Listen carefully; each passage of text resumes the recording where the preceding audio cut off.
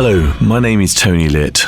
I'm the MD of Sunrise Radio, and it's my immense pleasure to bring you the official Sunrise Radio podcast. We are the #1 commercial Asian station in the United Kingdom, with many firsts to our name, and we continue to be the voice of British Asians who have given us their love and loyalty over 30 years.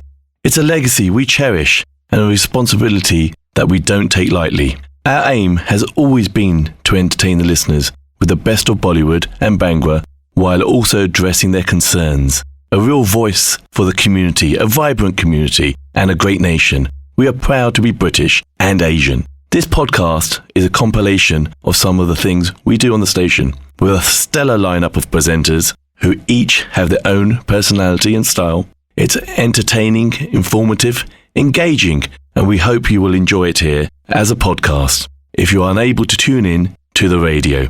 Don't forget to subscribe and tell your family and friends about this podcast. And do leave us a comment on what you think. We'd love to hear from you. All the best always.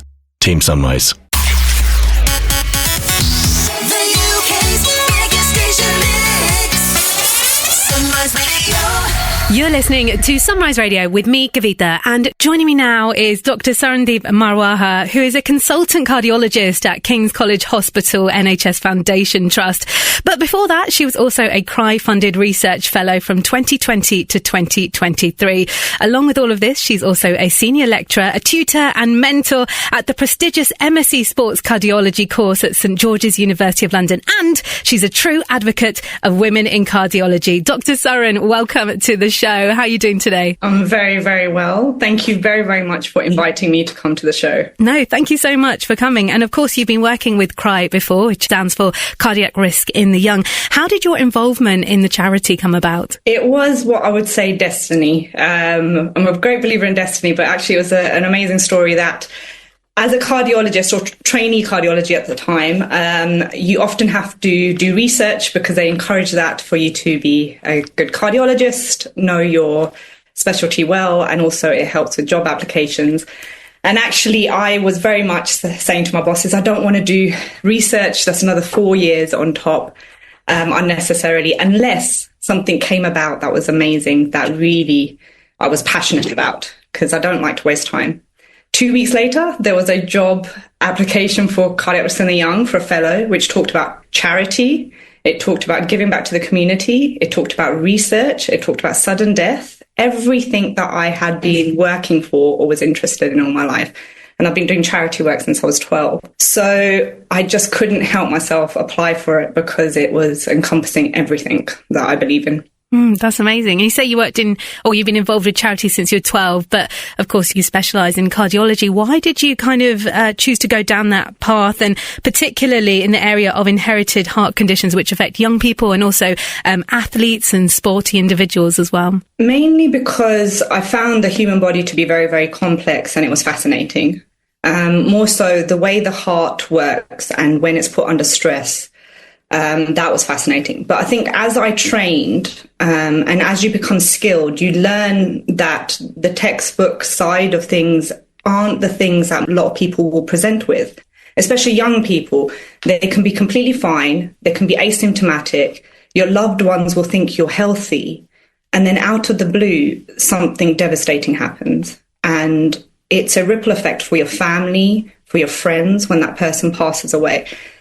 And if you look at the subtleties of the human body, or you look at patterns, we can start seeing things or trying to prevent these diseases. And that's why I got involved with this, because actually young, healthy individuals or sporty individuals mimic people that are, or that may have disease, but mimic people that are very, very healthy. And trying to find that subtlety, or trying to break that, or trying to prevent someone from passing away.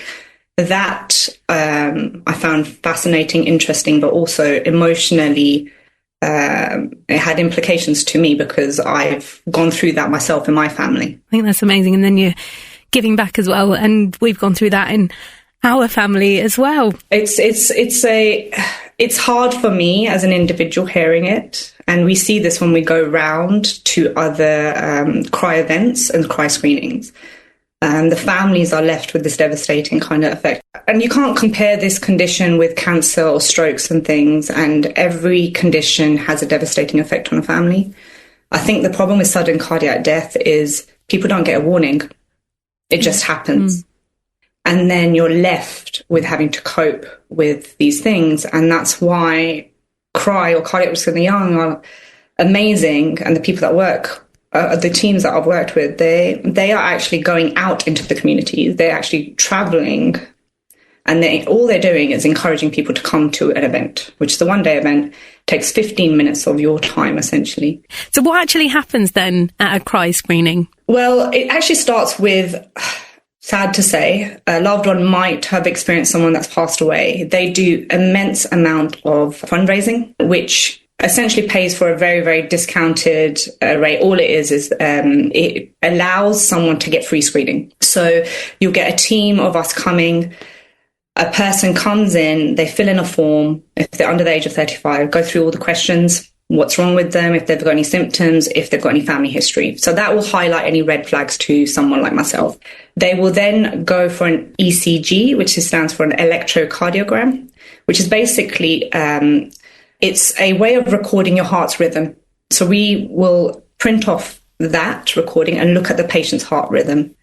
If we see anything that we're concerned about on the day, or if there's any abnormality or something that is rare, then we may ask that person to go and have a scan of the heart there and then on the day, which is an echocardiogram. And that looks at the structure of the heart, the muscle of the heart, because a lot of these conditions have muscle problems, which unfortunately causes sudden death or rhythm disturbances or symptoms. If that is all fine between the two of them, we will happily let the person know there and then that's it. They can go away. And then they may not need to screen for another 3 or 5 years if they're completely fine. If there's anything that we want further testing for, we will then do a letter and let the GP know, and they can get referred to their local heart specialist, or come down to George's or come down to a centre that specialises in this condition, where we will then further assess them. So it's not that we're giving them a definite diagnosis on the day. It's we're preventing something, we're looking out for things, and we're essentially cushioning you or taking care of you. And if we find anything, then that instigates us saying, actually, we want to do further family screening amongst yourself, and then we will call other people. And do you think people who haven't been personally impacted by sudden cardiac death, should they go for screenings as well? And should there be more awareness about these screenings? Definitely. I mean, what I find is that everyone thinks it won't happen to me. You know, everyone thinks that they're invisible. And you, with these conditions, you may not have any symptoms. So I'm and my family know this, I always say prevention is better than cure. Cure, you can't take away the condition or the disease, but if you look out for something, or you have the basic tests, and all of this is an ECG and a questionnaire, and you're seeing a cardiologist, and then maybe having further tests. It's so simple, and that might prevent heart failure, sudden death, people unfortunately having to face the consequences after. I'm so grateful for people like yourself, Sunrise Radio, our supporters of CRY, our fundraisers, because actually you're promoting all of this, and it's just awareness, and that's what we need, especially in the Asian community. Well, I was just about to ask that, actually, because apart from all the work that Sunrise Radio do along with CRY, outside of that, I haven't really heard much within the community being talked about CRY or awareness being raised. So do you think there does need to be more? Definitely. I think, first of all, I always start at home, and I always have been trying to do health awareness, heart awareness with my family. But I find that a difficulty as well, I'll be honest with you, because, and I'm Asian myself when I say this, we don't easily go and seek help. We don't easily want to go and see a doctor. We try and avoid those. And I think we need to be aware of this as a community, because yourself, you've experienced it. I've experienced it in my family, where sudden death has happened. And everyone puts it down to a heart attack, which is actually blocked arteries. But so much can go wrong with the heart. Rhythm disturbances, that can cause sudden death. Muscle problems with the heart, that can cause sudden death, So we need to make people aware that actually people under 35 do die of heart disease. It is rare, but, there's some conditions 1 in 250 that people have, or 1 in 2,000, So it's a big range, and we're looking out for all of those conditions. So for the average person listening, how often should they be going to get their heart checked? For cardiac risk in the young, we screen from everyone under the age of 35, so 14 to 35. Reason being because the heart's still developing in a young child, so we can't often see the ECG changes until it's fully developed, until 14 or onwards. After the age of 35, you start developing blocked arteries, and you can't find that on an ECG. So for those tests, high blood pressure, lipids, diabetes, you need to look out for. But the people between 14 and 35, a one-off screening minimum. And then if you're fit, well, and don't have any symptoms, then you may not need to come to a CRY screening until another 3 years or 5 years. It's slightly different for competitive sports. What you'll find is that we've got an extreme end. Premier League footballers will get regular screenings. The FA, they support that. So they get that every year. So it's slightly dependent on, what's in your family history and those kind of things. So bare minimum, get it done once with cardiac risk in the young. It's free. And then you can ask us on the day what would be suitable for the next screen. So will the lionesses have all been tested? I'm sure they have, yes. And of course, this year is CRY's 30th anniversary, and Sunrise Radio is honoured to be supporting CRY again during 2025. Do you have a message that you'd like to share with our listeners, particularly maybe about the importance of CRY's work and why it's become such an influential charity over the past 3 decades? First of all, I would like to say thank you to Sunrise Radio for allowing the platform to talk about this. I'd like to say thank you to CRY for allowing me to be part of that family and continuing on. And congratulations, 30 years for a charity. It's an amazing achievement because not often a charity can last that long.